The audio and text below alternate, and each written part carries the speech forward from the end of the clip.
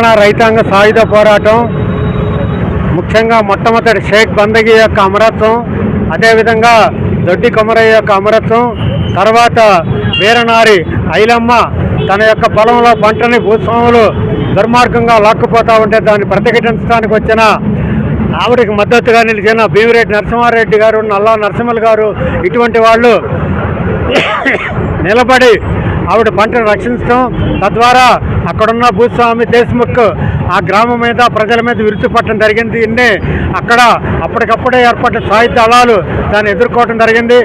ఆ అగ్గిరవ్వ కాస్త ఒక మహాజ్వాలగా తయారై చివరికి నైజాం ఫెడరల్ పరిపాలన అంతం కావటానికి, అదేవిధంగా జమీందారీ విధానం రద్దు కావటానికి, దున్నేవాడికి భూమి లభించడానికి, అదేవిధంగా వెట్టి చాకిరీ అంతం కావటానికి, అదేవిధంగా భారతదేశంలో మరి తెలంగాణ నైజాం సంస్థానం విలీనం కావటానికి దారితీసిన మహత్తర పోరాటానికి నాంది పలికిన ఆ వీరనారి ఐలమ్మకి భారత కమ్యూనిస్ట్ పార్టీ మార్క్సిస్ట్ తరఫున విప్లవ జోహార్లు అర్పిస్తూ ఆవిడ ఆశయాలు ఇంకా కొనసాగుతూ ఉన్నాయి. ఆ ఆశయాల్ని సాధించే వరకు ప్రజలంతా విస్మరించకూడదని కారణంగా కృషి చేస్తుంది. మీ అందరికీ కూడా తెలియజేస్తూ ముగిస్తున్నాం.